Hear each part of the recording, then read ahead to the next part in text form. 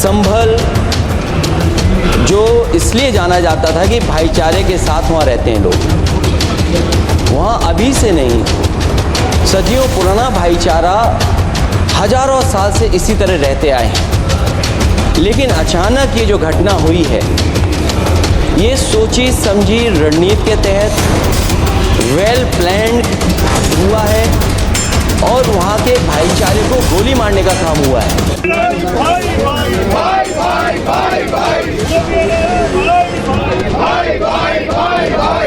लोकसभा का शीतकालीन सत्र को लेकर सहमति बन जरूर गई है, लेकिन इस पर अभी तनातनी जारी है।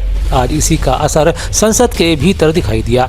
बता दें, इससे पहले अदानी समूह पर लगे आरोपों और संभल हिंसा समेत विभिन्न मुद्दों को लेकर संसद के शीतकालीन सत्र का पहला हफ्ता हंगामे की भेंट चढ़ चुका है। हालांकि मंगलवार से संसद में गतिरोध कम हुआ और संसद की कार्यवाही जारी है। स्थगन के बाद जब लोकसभा की कार्रवाई फिर से शुरू हुई, तब विदेश मंत्री एस जयशंकर ने भारत चीन मुद्दे पर बयान दिया। जयशंकर ने कहा कि LAC पर फिलहाल हालात सामान्य हैं। कूटनीतिक पहल से सीमा पर हालात सामान्य हुए हैं। विदेश मंत्री ने कहा कि भारत और चीन के बीच सहमति बनी है कि यथास्थिति में एक तरफा बदलाव नहीं किया जाएगा और साथ ही दोनों देशों के बीच पुराने समझौता का पालन किया जाएगा। I rise to apprise the House of some recent developments in the India-China border areas and their implications for our overall bilateral relations. The House is aware that our ties have been abnormal since 2020, when peace and tranquility in the border areas were disturbed as a result of Chinese actions. Recent developments that reflect our continuous diplomatic engagement since then have set our ties in the direction of some improvement. The House is cognizant of the fact that China is an illegal occupation of 38,000 square kilometers of Indian territory in Aksai Chin as a result of the 1962 conflicts and the event that preceded it. Furthermore, Pakistan illegally ceded 5,180 square kilometers of Indian territory to China in 1963, which has been under its occupation since 1948.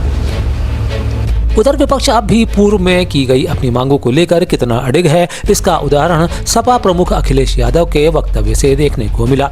अखिल ने संभल की घटना पर लोकसभा में बोलते हुए कहा कि संभल की घटना सोची समझी रणनीति के तहत हुई है। भाजपा के शुभचिंतक बार बार खुदाई की जो मांग कर रहे हैं, वह खुदाई देश के सौहार्द को खो देगी। अखिलेश यादव ने कहा कि संभल में यह घटना एक सोची समझी साजिश है और संभल के भाईचारे को गोली मारने का काम हुआ है। कमेंटमेंट में, क्रेडिबिलिटी में आपका कोई जवाब नहीं। नहीं, ये दिख रहा मैं। लेकिन दाईं तरफ वाले लोगों का थोड़ा हिसाब किताब अलग है। अध्यक्ष महोदय, मैं धन्यवाद देता हूं आपका कि आपने बहुत महत्वपूर्ण घटना पे मुझे बोलने का अवसर दिया है। संभल जो इसलिए जाना जाता था कि भाईचारे के साथ वहाँ रहते हैं लोग, वहाँ अभी से नहीं, सदियों पुराना भाईचारा हजारों साल से इसी तरह रहते आए हैं। लेकिन अचानक ये जो घटना हुई है, ये सोची समझी रणनीति के तहत वेल प्लान्ड हुआ है और वहाँ के भाईचारे को गोली मारने का काम हुआ है। जो घटना हुई है वो सोची समझी साजिश है। वहाँ जो खुदाई की बात लगातार अध्यक्ष महोदय देश में कोने कोने पर भारतीय जनता पार्टी और उनके सहयोगी और समर्थक शुभचिंतक बार बार खुदाई की जो बात कर रहे हैं अध्यक्ष महोदय, ये खुदाई जो है हमारे देश का सौहार्द, हमारे देश का भाईचारा, हमारे देश का गंगा जमनी तहजीब को खो देगा। मैं आपका धन्यवाद इसलिए भी देता हूं कि इस महत्वपूर्ण जो साजिश हुई, और वो साजिश सोची समझी इसलिए मैं बोल रहा हूं। उत्तर प्रदेश का चुनाव था, पहले 13 तारीख को चुनाव होना था और 13 तारीख के चुनाव को उन्होंने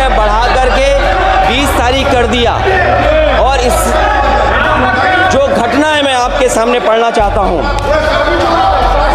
अध्यक्ष महोदय, ये यात्रा रुकी क्यों नहीं है? यात्रा ले जाओ दूसरी तरफ। अध्यक्ष महोदय, संभल की शाही जामा मस्जिद के खिलाफ 19/11/2024 को सिविल जज सीनियर डिवीज़न छंदौसी संभल में एक याचिका डाली गई।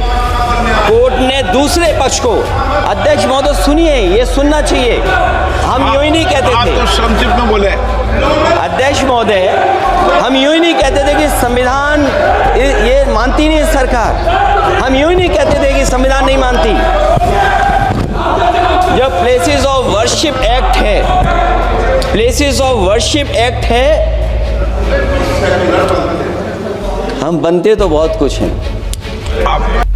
हालांकि उसके उलट लोकसभा में केंद्रीय मंत्री शिवराज सिंह चौहान विपक्षी चर्चाओं से हटकर अपना वक्तव्य पश्चिम बंगाल की ओर मोड़ रहे थे।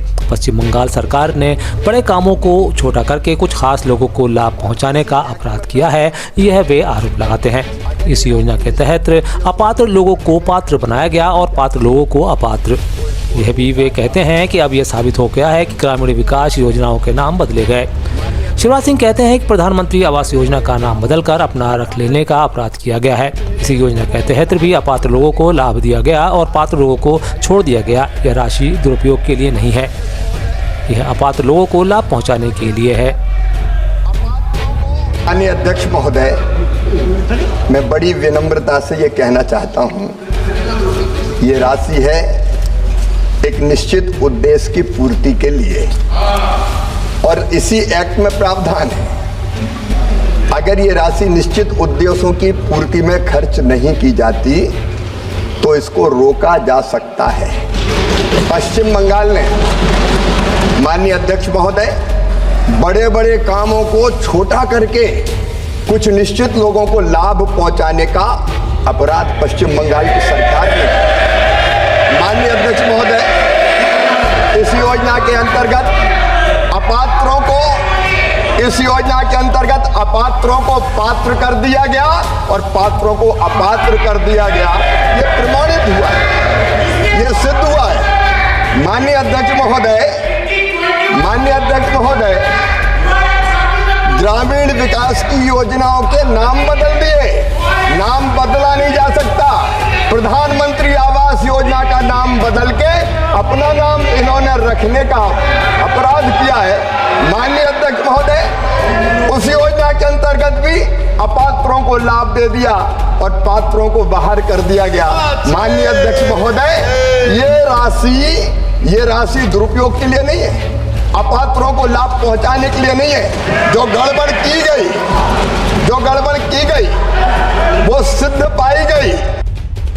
हालांकि एक बार यह अवसर भी आया जब विपक्ष ने इस बार संसद से वॉकआउट कर नाराजगी का परिचय दिया। बता दें, जब संबल हिंसा के मुद्दे पर अखिलेश बोल रहे थे तब विपक्षी सांसदों ने लोकसभा से वॉकआउट किया। इसका कारण अध्यक्ष द्वारा मुद्दे को शून्यकाल में उठाने को लेकर था, जिसका वे विरोध कर रहे थे। इस दौरान कांग्रेस सांसद भी उनके साथ वॉकआउट कर गए। वहीं इस दौरान संसद परिसर में विपक्ष सांसदों ने अदानी मामले पर विरोध प्रदर्शन किया, जिसमें राहुल गांधी के साथ प्रियंका गांधी भी शामिल हुई। मध्य प्रदेश की राजधानी में गैस त्रासदी के दुखद प्रसंग को अब लगभग 40 वर्ष पूर्ण हो चुके हैं।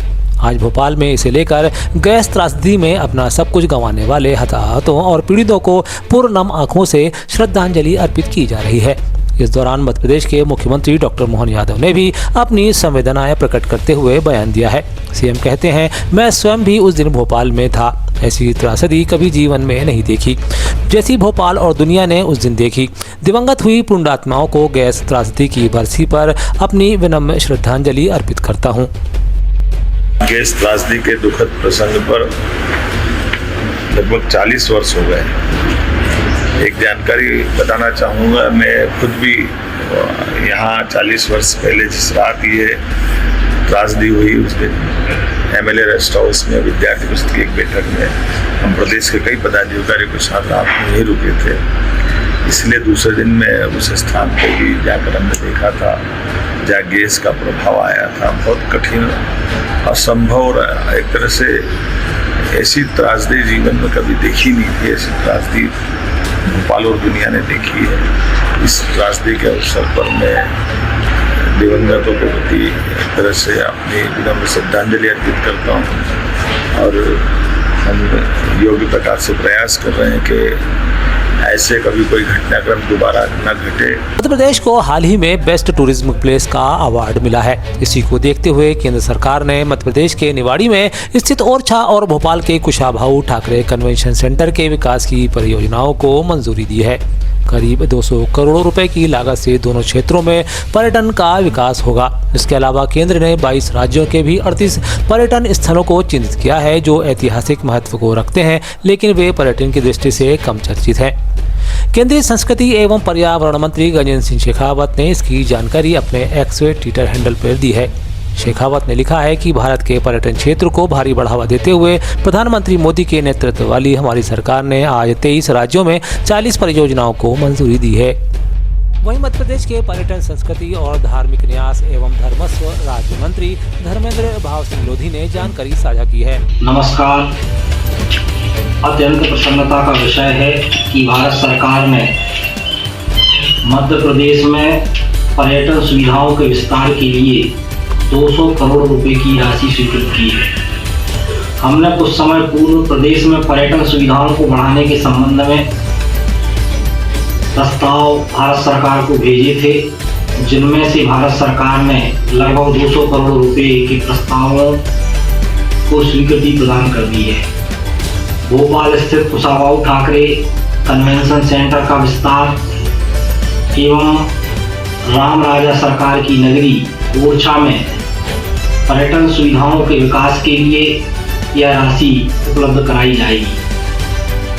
मैं इस बात के लिए श्रद्धेय प्रधानमंत्री श्री नरेंद्र मोदी जी को एवं केंद्रीय मंत्री माननीय गजेंद्र सिंह शेखावत जी को हृदय से धन्यवाद देता हूं और प्रदेश के यशस्वी मुख्यमंत्री डॉक्टर मोहन यादव जी के नेतृत्व में प्रदेश लगातार पर्यटन की सुविधाओं की दृष्टि से आगे बढ़ रहा है और आने वाले समय में मध्य प्रदेश पर्यटन के क्षेत्र में देश का नंबर 1 का राज्य बने, ऐसा हम सबका प्रयास है। धन्यवाद।